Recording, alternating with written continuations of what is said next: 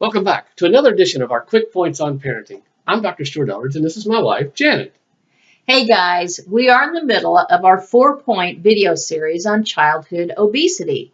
We believe this to be a topic of major importance to families. This 4-part series is looking at 4 questions every parent should be asking in regarding to childhood obesity.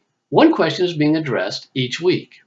The first week, we discussed the question, what is my child eating? Last week was, when is my child eating? And this week is, how much is my child eating? We try to keep these videos short while still providing you enough good information to help you in your parenting. To get a lot more information on parenting, you can go to our website, teachpassionateparenting.com. Now, this 4-part series can be found under the positive parenting category, which is on the left. All the previous video teachings are found under the different categories there on the left side of the home page. The videos can also be found on our Teach Passionate Parenting Facebook page. So let's begin looking at the question, how much is my child eating? To answer this question, parents will need to do a little work.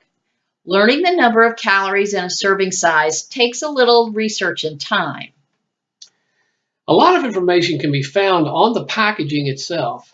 The next step is to know how big each serving size is and paying attention to the child that always goes back for that second helping.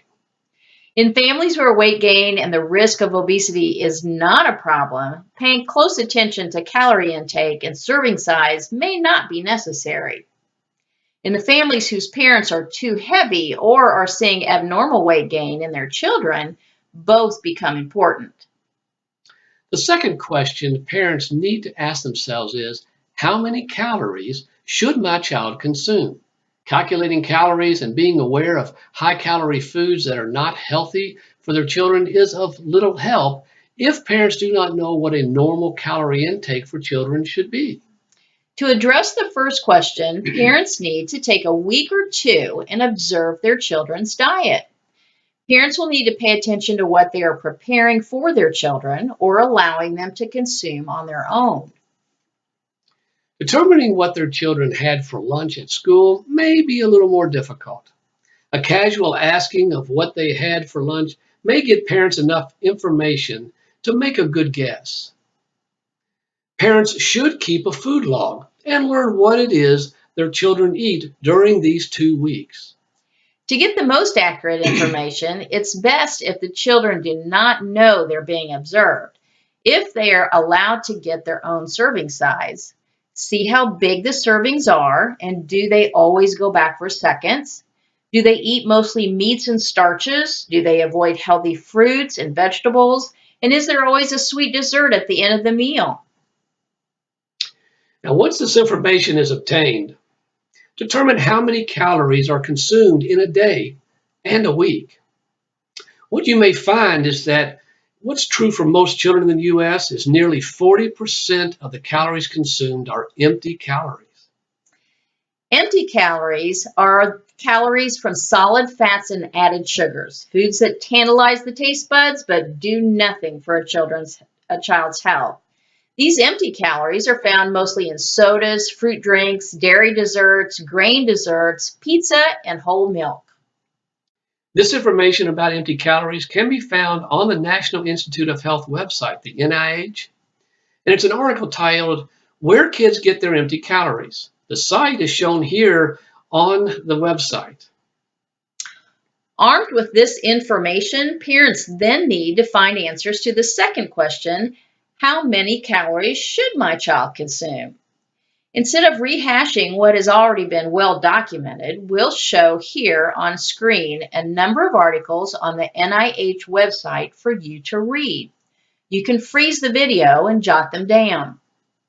Suffice it to say, and as we said in our first video, as a general rule, weight gain is a simple matter of math. If the number of calories eaten exceeds the number of calories burned, weight gain happens. If the number of calories burned exceeds the number of calories eaten, weight loss happens. Exercise, moderation in eating, and helping children make healthy choices in what they eat is the key. Remember, all 4 questions we're discussing matter when it comes to helping children avoid the plague of obesity? What is my child eating? When is my child eating? How much is my child eating? And the last question that we'll be discussing next week, where is my child eating? Those are the questions. Remember, all our parenting videos and a lot more teachings are on our website or on our Teach Passionate Parenting Facebook page. Likewise, there's a lot more on this important parenting topic and others in my book, Passionate Parenting, a guide to healthcare professionals, which can also be found on our website. Remember that the book, even though for healthcare professionals, has great information for parents as well.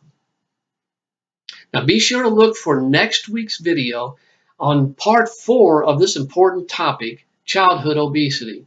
Remember, there are many ways to keep in touch with us through our website, through Facebook, LinkedIn, and Twitter. Thanks for listening to you all, and we'll see you soon.